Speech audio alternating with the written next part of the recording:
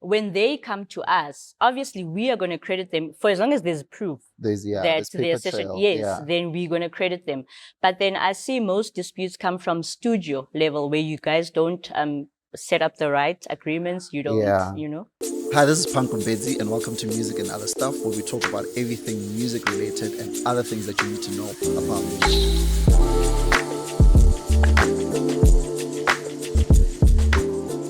Part of being an artist involves familiarizing yourself with organizations that deal with the music pie and piecing together the pieces that form what it is, that contributes to what an artist gets, And on today's episode, I will be chatting to someone from the South African Music Performance Rights Association, also known as SAMPRA. And I have Miss Kutlwano Tshuma. Did I say that correctly? Yes, you did. Yes, thank you. Thank you for being on today's show. We had a very interesting morning to start off the day, but that's a topic for another day. So just to kickstart the whole thing, can you just briefly tell us about yourself and what your role is at SAMPRA? Okay, thank you, Punk. As you've already stated, my name is Kutlwano Tshuma and I'm a Senior Stakeholder Relations Officer at SAMPRA. My role, I deal directly with recording artists and record labels. So we administer royalties for recording artists and record labels. We also have top earners that I have top earners that are dedicated to me. So like your record labels, top earners, and your recording artist top earners. Oh, okay, cool. So I've heard this term being used a lot, and obviously I know it because I'm an artist, but not a lot of artists know this. But what is music copyright? Music copyright is a legal ownership of musical compositions, or a legal ownership of sound recording.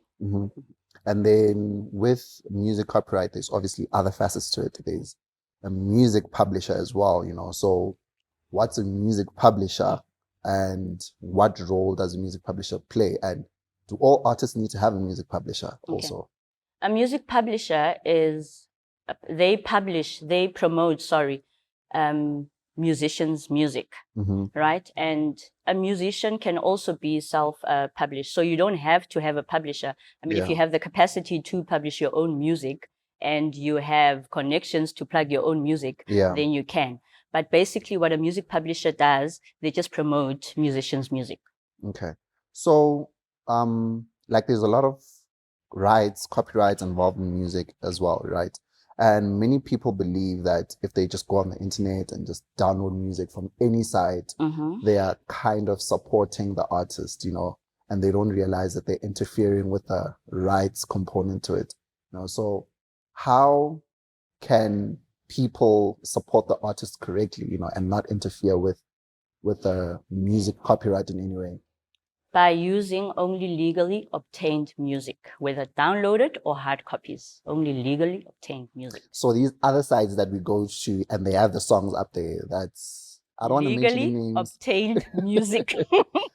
Okay, no, 100%. So I've dealt with SAMPRA before, and obviously they've helped me recoup funds that were allocated to me, but from an admin perspective, is it the responsibility of the artist, the record label, or who, to make sure that, the repertoire is updated and everything is fine in respect to SAMPRA and the artist and the rights, So whose responsibility is that and how do they go about doing that? Actually, it's both the recording artist and the record label. Because remember, we pay 100%, 50 to the recording artist, 50 to the record label. Now, when you register as a recording artist, you register as an individual. And when record labels register, they also register as record labels. So it is your responsibility as a recording artist to make sure that all your works are notified to updaters, change of banking details, change of your personal details, same as with record labels. It is their responsibility to update us if they have any new repertoires. So regardless of if the artist has been signed to a record label or not, they should make sure that everything is updated. Yes, because SAMPRA recognizes you as an individual recording artist. Okay, cool. So in that regard, right, I've also had challenges and I've faced a bit of challenges, with regards to having some of my works being undocumented and all that kind of stuff. But generally speaking, what are the common challenges you guys have faced as SAMPRA when dealing with artists and record labels and getting everything, correct, if I could put it that way? Common challenges are musicians failing to notify their works, which have accumulated airplay and therefore also gained royalties. Yeah. So more challenges would be that musicians don't notify their works, and we find that's why we end up having a file called undocumented works, because those are all works that have accumulated royalties, but then they're not registered. And then do those undocumented works, do they expire, or are they for a certain period, or until they claim it it's still available for them to claim? No, until they claim it. They don't expire. No, I mean, it's money that we've collected already. Oh, okay. No, it makes sense. So, like, a lot of aspiring artists, don't know that there is so much copyright attached to music, So in what ways can an aspiring artist make sure that their music copyright is protected, and because a lot of people just think, if I just make the right music, if I just do that and put it out there, that's all, not realizing that you can protect yourself and make sure that when I do deal with SAMPRA, everything is fine, So how can they go about doing that? Honestly, it's just them learning and understanding the different rights administered within the music industry. Yeah. So if they know the performing rights, which is administered by SAMRO, the Needletime Rights, which is administered by SAMPRA, the mechanical rights, which is administered by CAPASO, and the audiovisual, which is administered by RISA. So they just need to equip themselves, in knowing the different rights that are administered within the music industry. Okay, cool. So in that regard, right, if, for example, an artist finds himself releasing music in another country, because we're seeing that as a common thing nowadays, South African artists have a bigger audience outside the country, and especially with the growth of the different genres, they say, okay, let me sign to a label that's based in Europe or whatever, How can they keep track of those royalties, and how can they ensure that it's collected correctly with SAMPRA? And do they collect from you guys, or how does everything work when dealing with other territories? That's a very interesting question, because I know for a fact that musicians don't know that, with SAMPRA, we have bilateral agreements with international counterparts of over 50 territories worldwide. So we collect from those territories and pay to our artists, same with them. So it's an agreement between us and them. So if their music is playing this side, we collect, pay to them, vice versa. Wait, so if an artist's music is collected from a different territory, you just agree with the organization based that side? Yes, it's what we call a bilateral agreement. So does the artist need to sign that, or is it something that's agreed upon between the different agencies? It's an agreement between us and the different CMOs in the territories. Oh, okay. But you do find, say for instance, I'm just going to mention one, PPL, where you find music users would say, musicians would say, I've signed an agreement with PPL, maybe for them to collect, say, worldwide, and then with SAMPRA to collect, say, in South Africa only. That makes sense. So, yes. So it depends. But in a case where, let's say we're dealing with Punk, and Punk is a SAMPRA member who doesn't have any affiliations with other territories, right? Yeah. So we collect, even if Punk's music is played, say, in the UK, we'll still collect Punk's music because we have bilateral agreements with the UK territories. Okay. No, that makes sense. So I think a lot of people also aren't aware of this. This is just something that I was actually thinking about, they make us especially the aspiring artists with the music that's becoming popular and all these things, right? Make songs, they make music, gets played on radio, they expect their royalties to come the same month. Or, usually what's the time span between, your music getting, airplay and all that kind of stuff to it being administered from SAMPRA? With SAMPRA, we'll say 12 months because, for instance, we are in 2021 now. Yeah. So we are paying all music that was aired in 2020. Sure. So 2022, we'll pay all music that was aired in 2021. Oh, okay, no, it makes sense. And I'm also just curious here, like while I have you, I'll just ask all the questions that I've been wondering. Let's say you, as an artist, you've done everything the correct way, you've registered with SAMPRA and all that, right? But you have some music that's been undocumented, you're undoc. Is it possible for someone else to claim your music on your behalf without you knowing? From SAMPRA? Yeah, from SAMPRA. Like, your music is out there, it hasn't been claimed. Can someone just go there and say, no, this is my song, and they just claim it? So are they going to claim it as punk? Yes, for example, yeah. No, okay.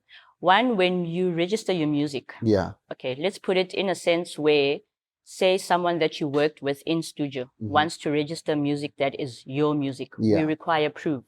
Only to avoid crediting the wrong people and disputes. So if, say, Tshwanulo comes and says, this song, I Love You by Punk, is my, I was featured in the song, we'll either say that Punk must register the song and credit you, or they need to give us some sort of proof, whether it's an agreement that they were also featured. Because remember, artists deal with a whole lot of artists. They feature a whole lot of artists. So we also can't keep record of all the featured artists. So it is also the artist's responsibility. When you register music, we'll always say, please credit everybody that was involved in recording the music. This is also to avoid disputes, like tomorrow someone will come and say, I did a song with Punk and Punk didn't credit me. When we go back and we check, Punk only registered the song and credited himself as the featured artist. We go and adjust Punk's account. Well, obviously this is after doing our research and finding out that yes, they were credited. We're going to have to adjust Punk's account in order for us to pay Tshwanulo what's rightfully his. Yeah, so in simple terms, basically you guys are not involved in who gets what percent. It's the artist's responsibility to make sure that it's registered correctly and accounted correctly from their side. From our side as well, we don't have splits. An artist cannot dictate to us as to how much the percentage split is. SAMPRA pays 100%. I'm speaking on behalf of recording artists. That 100% is split into 65% to the featured artist, which is the owner of the recording or the album, and the other featured. So if a song says, I Love You by Punk featuring Kutlwano, Kutlwano is the other featured in that song. So the 65% is split between the FA and the OF. And then we have a 35% split, which is split amongst all non-featured artists. So that would be your session musicians, your backing vocalists. I think that's very important to hear, because not a lot of, session artists are aware that they, in a way, have some form of rights to a song, because they just think, I was there for the session, I was paid my fee or whatever, and it's all good. I don't have any. So I think it's also important to just note that, they should also make an effort to make sure they are registered with SAMPRA, basically.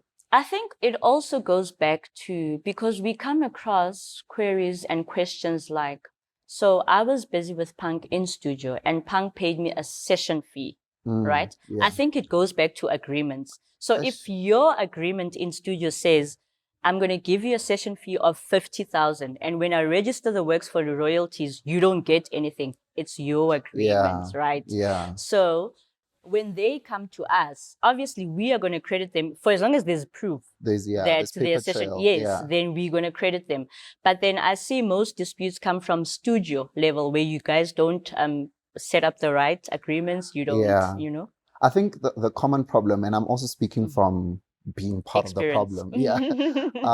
A lot of artists make the music and try to get into agreements after, which should be the other way around, where you're saying, we don't know what's going to come out of this song. We don't even know if it's going to be a hit or not, because a lot of people then get into these disputes when they see the song getting traction, it's playing on radio, it's a hit, everyone is playing, and they're like, I deserve more because I was writing, I gave him the idea for the melody and all that stuff. So I think it's also important to note that, we as artists need to get into agreements before we even start. That is correct. Agreements are very important before the music is released. And then as part of presenting the music to SAMPRA and all that, do we present all these agreements to SAMPRA as proof, or is it something that you request if there's any disputes? We'll request it if there's any disputes, but if you notify your works and you credit the right people, as per your agreement, we obviously wouldn't ask for that. But come time of dispute where they say, like I made an example where Tsunulo says, but I was not credited, then we go back and we dig deeper. Sure. Yeah. No, that's very interesting. So I think just to wrap up our chat, what last sentiments can you just leave out for?